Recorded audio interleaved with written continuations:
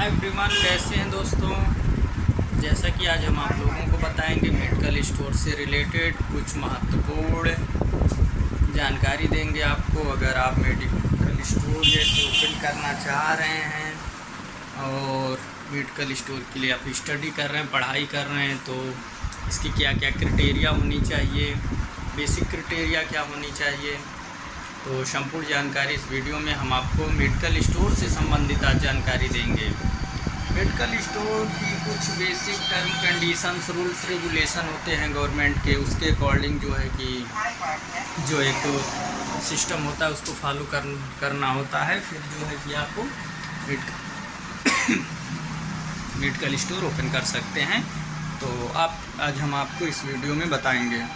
तो सबसे पहले हम बता दें, अगर आप मेडिकल स्टोर ओपन करना चाहते हैं तो बेसिक कोर्स करना होता है दोस्तों।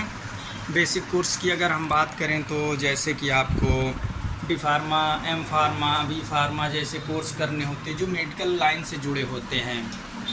और ये कोर्स जब आप करेंगे, कोर्स करने के बाद आपको आपका रजिस्ट्रेशन करवाना होता है, जो पीसीआई में रजिस्ट्रेशन होता है दोस्तों।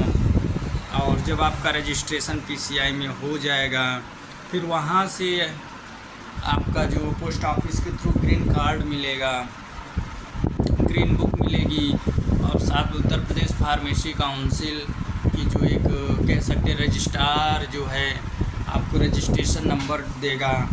और उसी रजिस्ट्रेशन नंबर से फिर आपका जो है कि मेडिकल शॉप का रजिस्ट्रेशन होगा, जो आपका डीआई करेंगे, जो ड्रग इंस्पेक्टर होते हैं वो आपका मेडिकल शॉप का क्या करेंगे, रजिस्ट्रेशन करेंगे।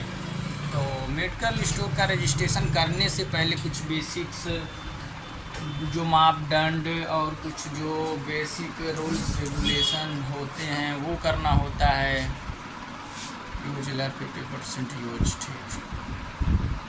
तो जैसे कि हम बताते हैं आपको, सबसे पहले मेडिकल स्टोर का जो एक ढांचा है, स्ट्रक्चर है, वो तैयार करना होता है। और साथ ही में हम आपको बता दें कि ये जो देख रहे हैं आपको रैकें ऐसे बनवानी होंगी, ये रैकें, और ये वाइट कलर की होनी चाहिए जो कि रूल्स रेगुलेशन के अकॉर्डिंग। और इसमें ग्रीन लाइटें नहीं लगनी चाहिए, वाइट कलर की लाइटें होनी चाहिए दोस्तों।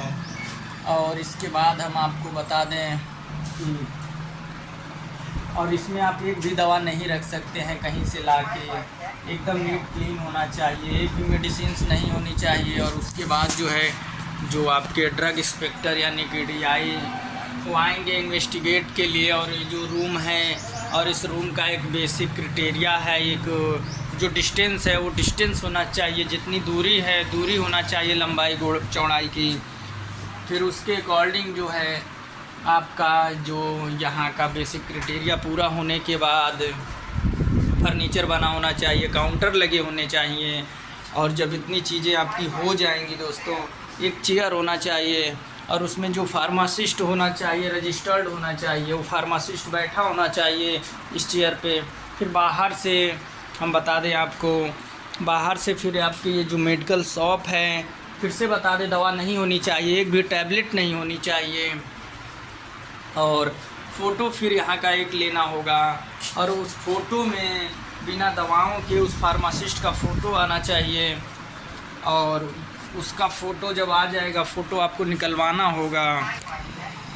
और फिर आपका जो है रजिस्ट्रेशन होगा। हम आपको बता दें, रजिस्ट्रेशन जब होगा फिर आपको 1 महीने के अंदर आपको क्या मिलेगा, आपको फॉर्म 20 और 21 मिलेंगे, 2 फॉर्म मिलते हैं। और उस फार्म को हम कहते हैं मेडिकल लाइसेंस, जो डीआई के माध्यम से बन के अप्रूव होता है, जो ऑनलाइन निकलता है दोस्तों।